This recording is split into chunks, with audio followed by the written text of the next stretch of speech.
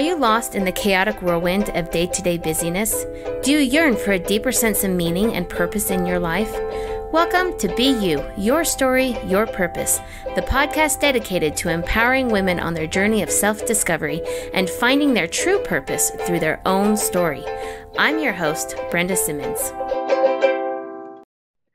Welcome to the Be You, Your Story, Your Purpose podcast. Today, my guest is Tammy Johnston, and Tammy is the hold your hand and kick your ass business coach. She has been working with small businesses for over 20 years to help them build sustainable and successful businesses. Tammy believes that business done right, honestly, ethically, and morally has the power to make the world a better place for our customers, our families, and our communities. She doesn't promise a magic bullet because there isn't one, but she does teach all the basic foundational skills you need to first survive and then thrive. She only deals in real, practical, put-it-to-use training and advice that has been tested in battle. Welcome, Tammy. I'm so glad that you could be here today. Well, I'm happy to be here, Brenda. Can you start off by telling us a little bit about you? Like, how did you get to be a business coach? Like, what was that path and what does that look like for you? Well, it's something I kind of stumbled into. See, my background is financial services. I've been in financial services for over 30 years now. And I ended up being fired from a job I absolutely hated. And it was the best thing that ever happened to me because I was already interviewing for other jobs. Another week, I would have been somewhere else, better pay, better title, all of this stuff. And I would have ended up hating it as well. And I'd had people telling me for years, Tammy, you'd be really good at this. Why don't you go into sales? Why don't you start your own business and do all this? And I always had all the excuses and stuff and the itty bitty shitty committee in my head telling me I could not right time, all this. And then when I got fired, I'm going, I never have to work for another creepy, incompetent old man again. And I decided in that moment to start my business, which was wonderful and exciting. And then I'm going, I have to go home and tell my husband I'm no longer employed. But I did it. And 22 years later, we're going strong. And when I was working with people, I was picking up a lot of self-employed small business clients. And I'm going over and I'm helping them with their finances and stuff. And I'm finding, well, they need a lot of help in their business. And because that's a lot of my background, what I was doing before, and I've been studying money, business, and success since I was 7 years old, I started helping them with their business, and their business is doing better, and they're making more money. And then they're telling their colleagues and friends and stuff, you need to talk to her. And she doesn't just look after the personal stuff, she looks after the business stuff. And I started really liking the business stuff. And so quickly I put together my first small business course. And I've been doing the business coaching and teaching and consulting for just over 20 years now. And in 2019, I split my business into two. So I still have my personal financial planning company, but then I have KSA Business where I like going after what I call the baby businesses, like idea stage up to 2 years, because that's where I can have the most positive impact. I'm on a mission to drastically improve the success rate of new businesses. Because that success rate is pretty low, isn't it? Do you know what the statistics are on that? Yeah. I was looking through all the official statistics, and they say 67% of businesses fail within the first 2 years. But those are just businesses jump through all the hoops and register and incorporate and do all of this stuff. What I've found, if you actually get into most of it, it's 90% of businesses fail within the first 2 years. And rarely is it because there's a problem with the product or the services that the owner isn't working hard enough. It's because they're technicians. They technically know their product or service, but they are lacking some or a lot, or in some cases, all of the business skills that they need to build a successful business. And they can't make it. And when a small business fails, everyone loses, not just the business owner and their family and stuff, because they put so much time, effort, and money into it, but their customers, their future customers, the community loses. It is a massive waste. Absolutely. So I've been an entrepreneur since Oh, so we own a handyman business and we have since 2001. And that was the number one thing that I found, talking with other people who want to start businesses is they've got this fantastic idea and they've got the drive to do it, but very little business sense. Yep. And so I've seen that over and over again myself, and I've talked with people, when they have said, "Well, what do I need to do to go into business?" I'm like, "Well, they're two different skills, and you've got to make sure you've got both the technical skill and the business skill there too." So I want to take a deeper dive into that, but first, I've got a couple of questions about your history. So Okay. I'm super fascinated that even as a small child, you were fascinated with finances. So what was it about money and everything about it that interested you as a child? Well, especially as a child, you see, money gets you stuff. Yes, It doesn't make the world go round, but it sure does grease the gears. right. And when people are stressed about money and going, oh, you have to make the mortgage payment or the rent payment or all of this stuff, life is hard. Life is hard. And when costs are constantly going up and you're always stressing about money and how am I going to look after it, let alone doing any of the fun stuff, that's not a good thing. So I learned very early, like I said, when you have money, you get to do fun stuff. And when you And that don't, you have doesn't to create change your as fun an stuff, which adult. is still a wonderful thing to learn. But for me, like money was, like you said, money got you the fun stuff. And I always loved business because I grew up in very, very rural. And basically everybody was farmers. And I would see on TV and I'd see like the skyscrapers for the city scenes and people going into offices and going, they're not getting dirty or smelling like poo. And they get to do fun things. And I'm going, that just totally fascinated me. So I started learning about it and paying a lot more attention. And like little girls, when they grow up, when they want to be princesses and fairies and dancers and singers and actresses, I wanted to be Bill Gates before I knew Bill Gates existed. Like I wanted to be a business powerhouse. And as I've grown, I'm going, I don't want corporate or any of that stuff. Like I work from home and the idea of wearing a suit, like I'd slit my wrists first, but I love what I do. And it's so much fun. I get to work with businesses all over the world, every type of business, and get to learn different things because the business foundation pieces are the same regardless of your business. And So, regardless of where you're at. yeah. Yes. Yeah. The only thing that changes, like the accounting rules and some of the tax rules and different things will change where you are, but the foundational pieces are the same no matter where you go, what you're doing, and that's beautiful if you ask me. It really is. Well, and they're essential. So let's go through some of those foundational business practices. Can you review some of those with us? Oh yeah, so okay, mindset, because thinking as an entrepreneur, as a business owner, is very, very different than thinking as an employee. And we are taught how to think as employees in school.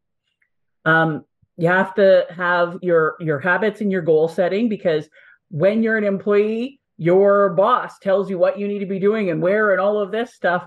One of the pros and cons of being an entrepreneur is you get to determine what you're doing and when and all of this stuff. It's a blessing and a curse, especially in the beginning. Yes. You have to have your marketing, no sales, no business. You have to have your advisory team. And unfortunately, most people are getting their advice from their broke ass friends and family who have never set foot in the arena and don't know what they're doing.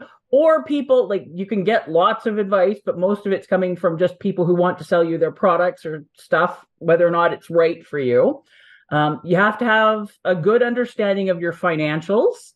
And that is the number one thing where most people abdicate. Unless there is tons of money coming in and they're so excited to be looking at the bank account, they don't want to look at it. They don't pay attention. They'll go sign their taxes with their accountant at the end of the year, and that's it. And I'm going, you are missing all of the beautiful stories that your numbers could be telling you to be doing a better job in your business, serving your customers, and bringing in more of those numbers. You have to have your systems, no business. You're just owned by your job because you can never leave. Because if everything is in your brain, that's useless, absolutely useless. And you have to have cash flow and profit. You have to have both of them. You have to understand them. And you have to understand that they are different. Yes. Yes. So out of all of those, so what are they? There's eight of those, eight of those. What do you think is the most important? And is that the same as the one that is people fail at most? Well, there isn't any one thing in particular. So what I found through many, many, many years of experience is there's typically two types of people that start businesses. So I found 60 to 70% of what I call the bunny rabbits. These are the idea people. They're usually very extroverted. They don't have any problem talking to people or making the sales or any of that stuff. Like, they love it. They're great. And they're really good starters. They have a problem actually going back to the office or the back end or whatever and delivering on it. And they're usually their back end is a mess. The only reason they get their taxes done is because the IRS or CRA is like going, you need to get this done. Right. And they've got too much going on and going, why can't I just go out and make sales? Like, that's fun. Their problem is on the delivery end. And then I found the other group, 30 to 40% are what I call your owls. And this is more my strengths. And owls, they will knock your socks off. Delivery is going to be amazing. All of their stuff is put together. Their taxes are done. Their systems are all in place. Like, everything is great. But you ask them to go out and talk to a real live person and tell them how their business could help them. You better have the paddles handy because they're going to go into cardiac arrest. So depending on which one is more their strengths, we have to work on different things. And everybody comes in having at least a few strengths. And these are all learned skills. And then as you grow and have a good understanding, then you can look at delegating, not abdicating. Okay. So so that is really interesting. You know, I love how you really look at a person and what type of person they are and what kinds of things that they need. So I'm wondering, because I've read books where they say really the best thing is to have both of those people.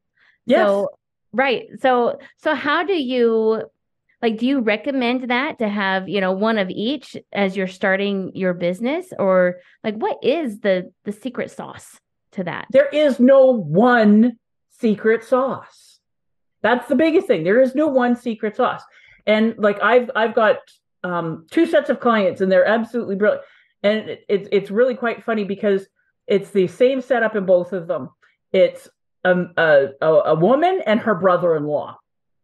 And they have completely separate businesses. They don't know one another, but they complement each other absolutely perfectly. But it does kind of work out. The guy in the situation, he's the bunny rabbit. He's the salesperson and the energy and the ideas and all of this stuff. And the sister-in-law is the back end. She's the system. She's the one that actually gets it done. And they kill it when they work together. And one of the reasons why they kill it is because they both totally and completely respect the contribution of the other person. And partnerships can be amazing if they are put together properly, where you've got the diverse skills and abilities. They both respect one another and they work together well, and they have their roles and how is this going to work, and they do it as a business. Where a lot of people, they'll get into business with their best friend or their spouse and stuff like that. And it can work, but I've seen a lot more horror stories on that end because they went in and thinking not as business people, but technicians. And then as all the business stuff comes and who's looking after what and who's making the decisions and fighting and backbiting, like, I've literally had to stand between two formerly best friends that started a business with my hands spread apart and a buy-sell agreement in my teeth to keep them from coming to blows.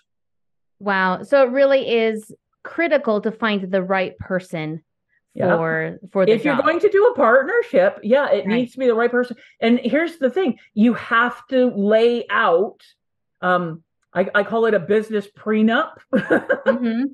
also That was known as a actually my buy, next question. yeah, Right. a buy Right. sell agreement or a unanimous share. Who's in charge? And I always go, let's put together your org chart. Like, yes, it's just the two of you, or even if it's just a one person shop, you start with your what are all the different jobs and stuff, so that when you start businesses coming in and you're getting busier, most people will make the mistake. I need a body, and then they wonder why the body doesn't work out, and they usually end up hiring somebody that's just like them, and then they're wondering why the stuff they don't want to do isn't getting done because they hired another them. So it's taking that, like, stepping back and taking a look at it to go, okay, what are the things that need to be done? If we can't agree on something, who has the final decision? And it could be final decision as a different person depending on what area of the business and stuff it is. But how are we going to do this so that we can work together and remain friendly? Because I've seen so many people that end up hating their business partner because they didn't do the business work, especially in the before you do anything. Oh dear God. So does that have to be done with a lawyer and be buttoned up, with all legally and stuff like that? Um, it should be, but here's the thing. I always do it with my clients informally, like have all the discussions first, because here's the stuff that you need to go over. Here's the discuss, and then you can have it finalized by a lawyer, and then you're just paying for that. Okay, did we make any serious mistakes in what we put together? Where if you hire a lawyer, if the lawyer is going to do their job properly and go through all the conversations and finding where the landmines are, because the landmines for one partnership is going to be completely different landmines for another one, that's going to cost an awful lot of money. Or they're just going to give you, here's your boilerplate, and it gives you the legal issues for, okay, if you want to split or somebody gets killed and all of this stuff, but it doesn't give you anything to work with on how to actually run the business. So you can do like 95% of it without the lawyer and then just have the finalized bit with the lawyer.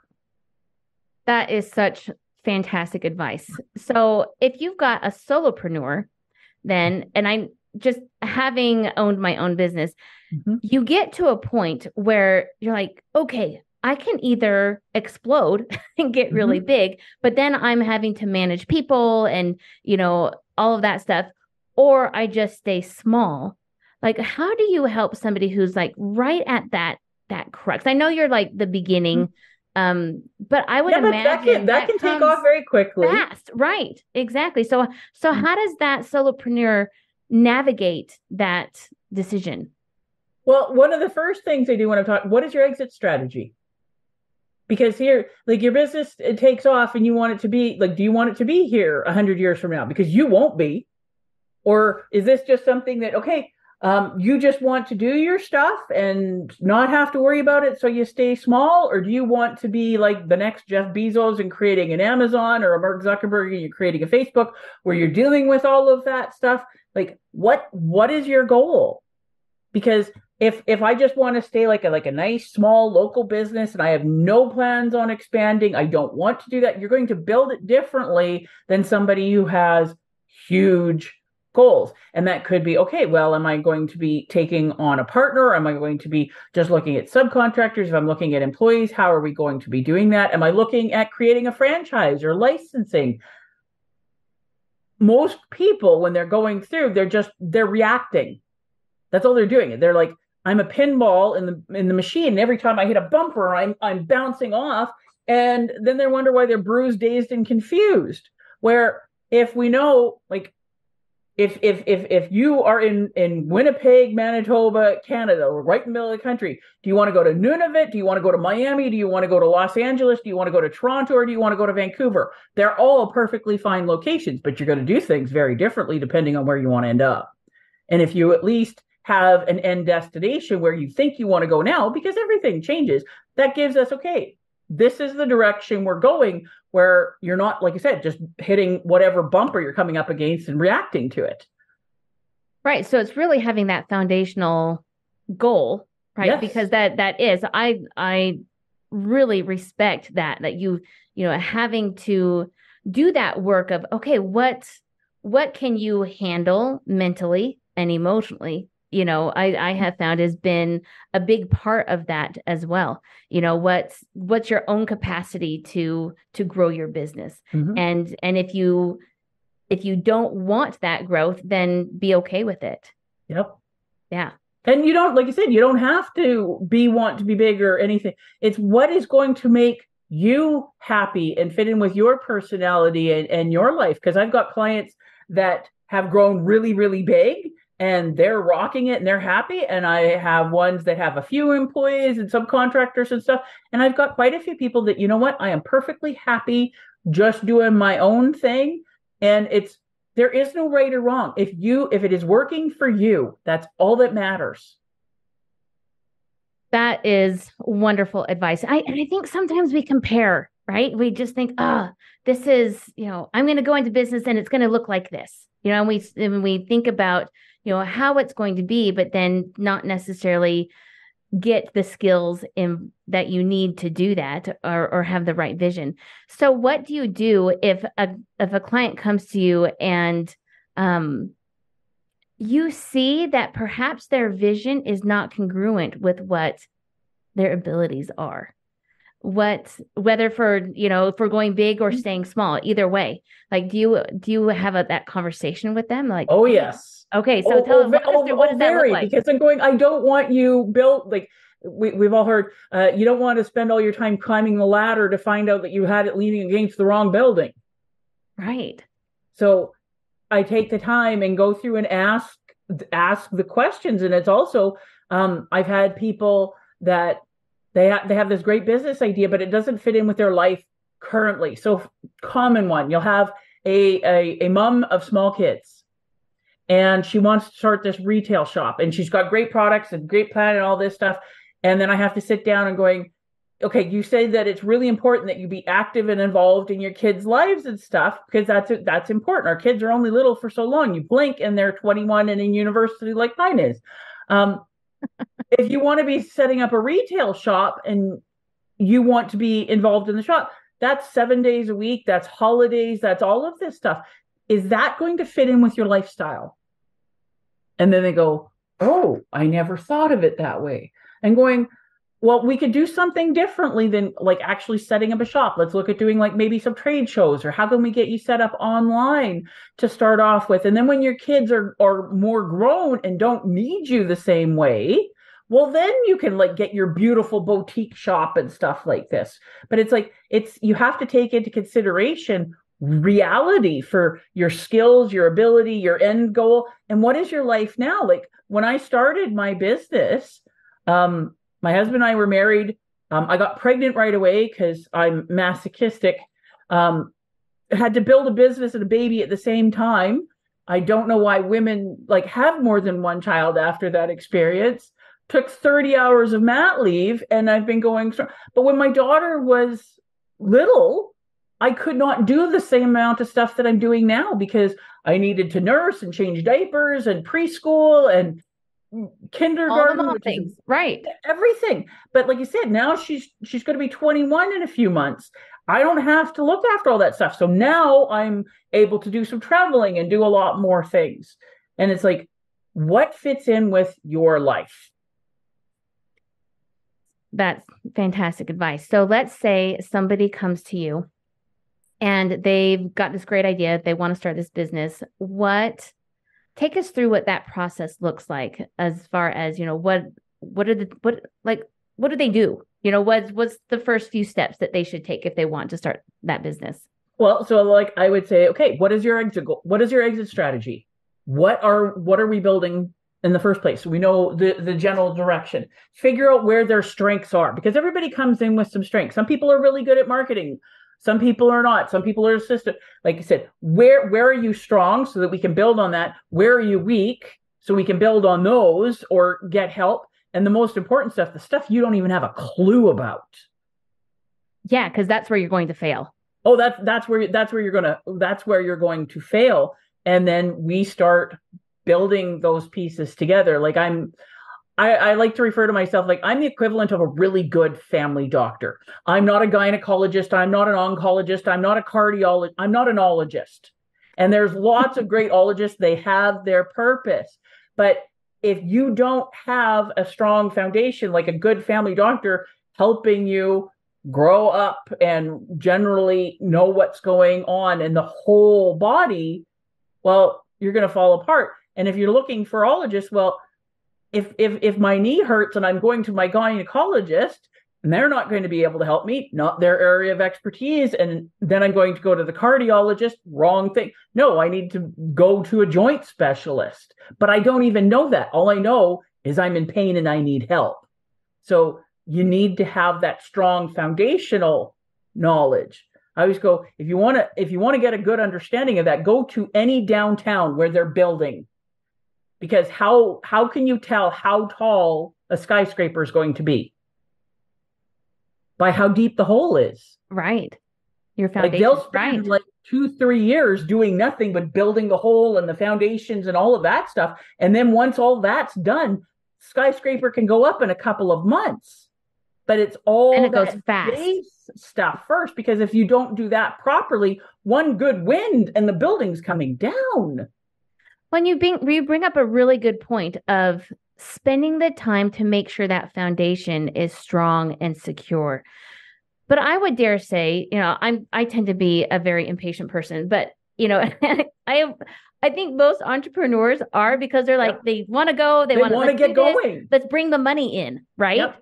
So how do you help people to just slow down and just, be patient with the process and trust that process?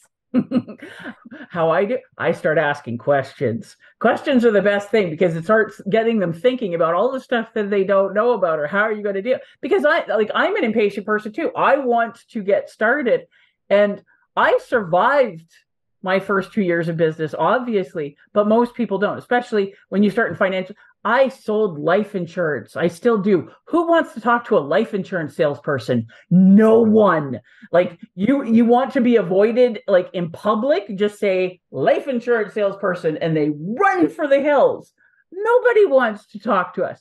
And when I started my business, I was in a much better position than most people, because I had a fairly strong business background and I'd been in the industry for almost a decade.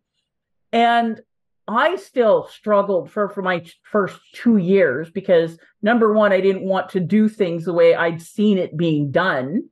Because they say, go hit on your friends and family. And I'm going, I am not doing it. Like, no way. That is the worst. And that's how it always starts, right? I had to find other ways. And I'm just going, like I said, I went from making about $55,000 a year, that regular steady paycheck, to you eat what you kill.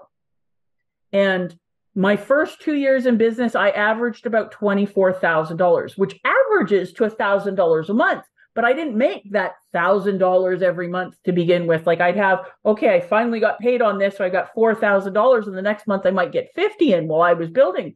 And I go, if I could go back and talk to me 1 year before I got fired and all this stuff, and go, here's what you need to be doing to get your ducks lined up, your poop in a pile, whatever you want to do, before you launch, that would have made my life so much better. It wouldn't have been a growth like this. It would have been a growth almost like this. Yeah. So what are I'm fascinated by that, because I don't think there's many people who plan this. I think they have this idea and then they go, right? Yep. Like that, I see that all the time. So like, what are some of the things that you would have put into place to prepare to launch your... For me, the big thing I would have done is I would have figured out my marketing plan. Like I would have, and would it have been like, you put together a marketing plan, you put together a business plan, not because that's how it's going to work out, because it never works out that way, but it gets you thinking about things. But I would have, especially for me, because like I said, I'm more on the owl side. I will knock your socks off, but do I like going and talk, like networking? I have to push myself to do that because small talk is horrible. But I would have, like said, put together my marketing. And also the other thing, so my big thing, rather than just going out and trying to make sales, I wanted to start educating people. So I actually created a course to teach people the basics about money. And I would have had, and I figured that out probably about 2 months after I started my business, and going, I need to start putting something together so I can educate people in groups and all of this stuff. And I would have had my course put together, and I would have had a marketing plan put together. So for me, that's what I would have done. Other people, like you said, some people don't have any problem with marketing. They love talking to people. They could sell the proverbial ice to the Eskimos. But there's other people that don't. But those salespeople, okay, so great. You go, you make all these sales. How are you going to deliver on it? Let's put your systems in place. Let's actually take a look at your numbers. Because I've sat down with a lot of people and they're all excited. I can make so much money in this business. This is just so great. And I'll sit down with them for like a couple minutes with a piece of paper, a pen, and a basic calculator. We'll go, let's talk number. Okay, how does this work out? You're not making any money. You're losing money. And they're going, oh, we have to do it. I've had a few where we're going, the numbers, you can't do this. The numbers aren't going to work. Or we've had a few where, okay, we need to be adjusting it. So figuring out, like I said, once again, it comes down to where are they strong, where are they weak, and where are they clueless? And do you find that the most important thing to work on is the clueless or the strengths or the weaknesses? Like or is it a little bit of both? Well, it depends. Right? It depends on the person. Right. Like so much of it just depends on the person. It depends on the person, because some people come in, like I said, an awful lot stronger because of their background and stuff like this. And some don't have any clue. So it very much depends, which is why when I do my small business class, like I said, we go over, here's all the stuff. So then they can go figure out, okay, I'm actually fairly good here. I didn't have a clue about that, and I really need to work on that. So then they can come in, and then where do we need to be putting more effort? Right. And I'm sure that changes as you're moving through the process. Yes. But that's so important to know, where you're at. Yeah. I would think that's like number one, like, okay, let's just figure out, this is what you want to do. This is your end goal, and this is what you can do, you can't do, and you don't even know about. Yeah. So and a lot of the time you cannot figure that out on your own because you don't know what you don't know. Exactly. So what advice would you give somebody who is really struggling with, besides the talk to a coach, right? Or call me, right? Talk to a good coach. Right. And there's lots of good coaches, but is it a good coach for where you are and what you need now? Right. So aside from that, what is, for somebody who is just really struggling, trying to get their business going, and let's say they struggle, because you can't just say, well, it depends on the situation. So let's give it a situation. So let's say they are having a hard time with marketing, because I think I think people can market, but they're not necessarily selling, right?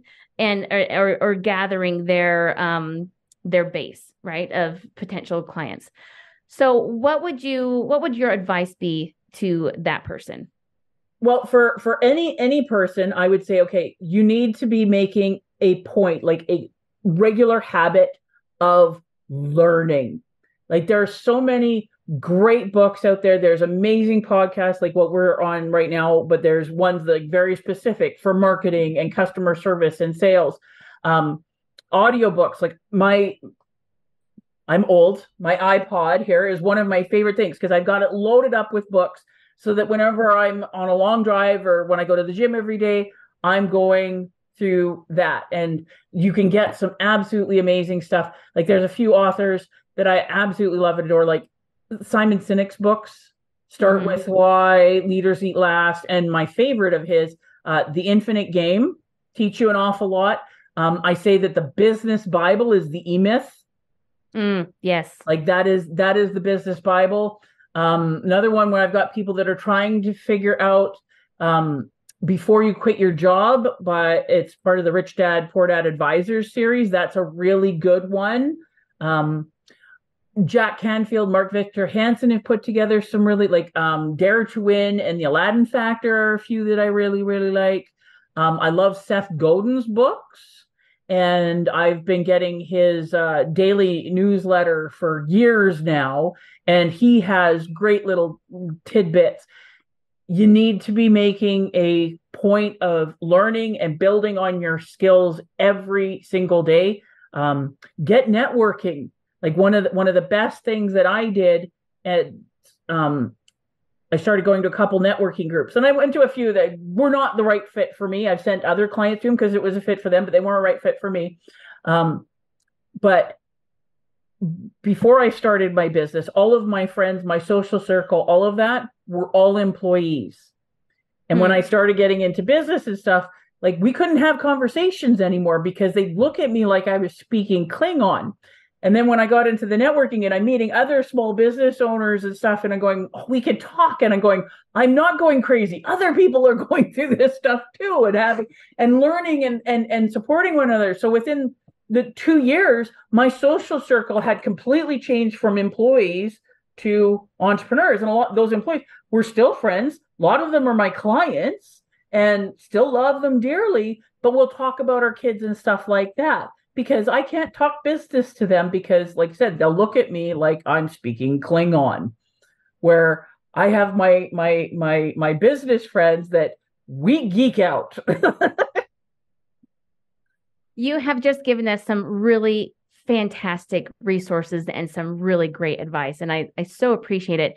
Do you have any other words of wisdom for people who would like to start a business? Yes, you can do it. You're going to be working harder than you ever imagined. You're going to be working on stuff you never thought you'd be working on it. And you need to have good people on your team. They don't need to be employees, but you need to have good people on your team. And a great business coach that understands you and actually gives a damn about you is the number one thing that you can do to move your business forward. I would imagine some people are nervous about the cost of a business coach because they're not bringing in any money. So what would you say to somebody who's concerned about that?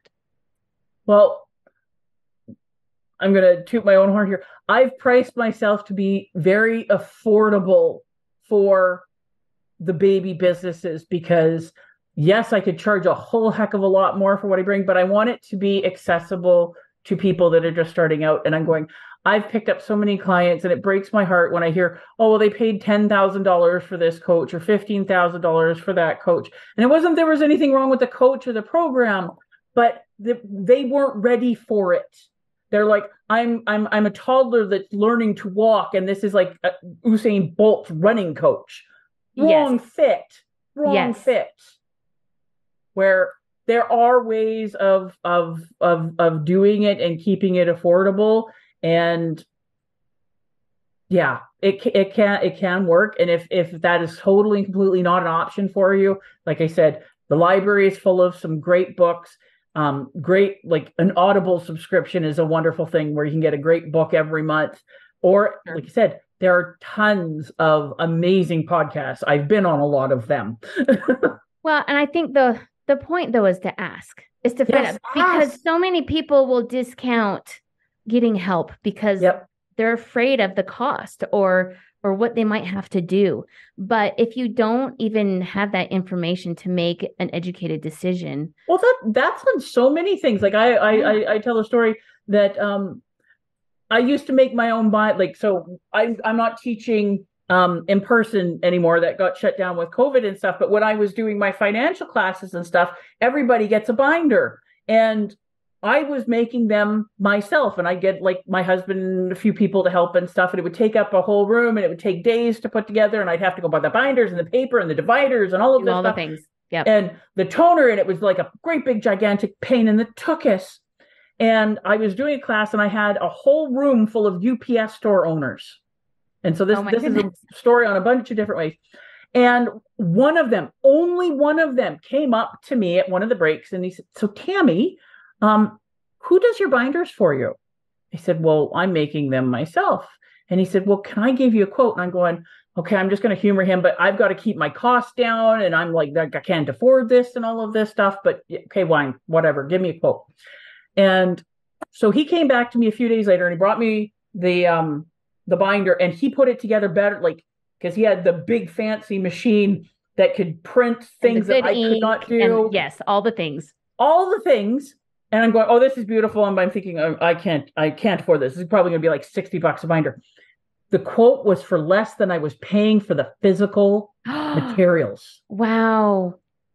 I was blown away because I think I so figured it out that it was costing me like $15.25 for all the materials. He was going to charge me like $13.80. Wow. And I didn't have to do any of it. And at the time I was thinking, okay, well, I just need to get myself a much better printer that I can handle better volume and all this stuff. I had no idea. And I literally had it running around in my head. I can't afford to have somebody else do it. I can't. I have to keep my costs down. And I was so wrong. And since that moment, I have never printed my own damn binders. Never. But it's such a good lesson because we just assume things yes, we do. All the time. We don't know. Exactly. And so just to get that information, number one, to know how much is it costing you. Yep. And how much time are you putting into it? Because time is money as well. And I always go, how quickly will it pay for itself? Yes. Yes. Because I look at things and I'm going, okay, well, I have to do this amount of stuff on this thing in order to pay it off. Or I go, okay, I'm going, how many sales do you have to make in order to pay for this? And I'm going, and it depends on what you're selling, but I've had people going, one sale has paid for you. Right. One sale. And I've also found that sometimes things don't happen because you do have that mindset barrier. Mm-hmm. Yep. And so you procrastinate. Yes. Right. And things just don't happen because you think, oh, it's just going to be too much, too big. You know? And you have no idea. Like I said, you could be completely out to lunch and going, I'm wasting 3 days of my time and frustration and all of this stuff. And he can deliver me a better product for less than what I'm paying for the physical materials. So really, it's a systems analysis. Yes. And so how often should somebody review their systems like that? Well, are we talking systems or financials? Good question, because you answer that. You can choose. Well, systems are a living entity. Like you should always be taking a look at them. I say, okay, at least once a year, you should pull back more and let's take a good look. And same thing for I want my clients doing their own bookkeeping for the first 6 months to a year. After that, then we can hand it off. But when you're going through and doing the data entry and seeing it, you get a really good handle on your stuff and you get to see and understand things that you wouldn't handing it off to a bookkeeper. And then also, once you have the bookkeeper and you're getting the reports, you know what that stuff tells you. That tells you. But going through and taking a look at your bills, once a year, you should be going through. Let's take a look at stuff and going, well, am I paying for subscriptions for stuff I'm not using? Should I be changing things? Should I be getting something new? 7 years ago, did I have a Zoom subscription? No, because I think Zoom existed, but it didn't exist in my world. And then I had a free one for a little bit, but now I do everything on Zoom. So paying for a Zoom membership is worth it. But there's stuff that I used to have, it's not appropriate anymore. And I was just going, I remember, because so much of my world now is digital and all of this stuff. I used to buy paper by the case, and I go through a few of those a year. And I'm going, I buy the 800 thing of paper at Costco now, and that'll last me 6 months easy. Wow. Because things are changing. So you want to be going through, and like I said, you always want to have it there, but a set day at least once a year where you're going through and phone, I used to have a fax line and then I changed it to just online. And then I'm going, I haven't gotten a fax except a wrong number because there was a doctor that had the fax number 1 digit off of mine. And I'm going, those are the only faxes I've gotten in 8 months. I don't have a fax line anymore. Do people still fax? I don't know. Doctors do. Doctors, yes. But that seems to be about it. Yeah. So you go through, but there's so many times we blink and months, if not years, have gone by because we're so busy. And I'm okay, how much have we wasted? I've had this subscription. I don't even remember what that is. And it's been coming off my credit card for how many months or years? Yeah. It's simple stuff, paying attention. Business is not complicated. But you do have to go at it seriously. Not stuffy, but being conscious about it. Right. Such good advice. Thank you so much. This has been absolutely wonderful. So if people want to learn more about you, Tammy, where can they find you? You can always find me at my website, which is ksabusiness.ca, and KSA stands for Kick Some Ass. I actually was going to ask you what that meant. So that's fantastic. Yeah, KSA is Kick Some Ass Business.ca because I'm a pasty white Canadian chick. Or you can find me on Instagram at ksa.business. Those are the two best ways to track down the pasty white chick. Fantastic. Own it, sister. Right? Own it. My husband used to call me Casper, the friendly wife. That's awesome. Okay, thank you so much for being here. This has been such an enlightening and such a really great, just giving us so many advice, tips, and resources to go to aside from yourself. I just thank you so much for sharing all of that. And as we start this new year, I think if people are looking towards starting a business or even just thinking about it, there's things that you can do now to set yourself up for success. And so yes. I would recommend that everybody does that. So that's super fantastic. So thank you. And I just wanted to say to everybody listening that, take advantage of these tips and this advice that Tammy has given us. And until next time, just know that your purpose is in your story. Thanks so much. Bye. Celebrate your dreams, let them take flight, for you are a star, shining bright in every step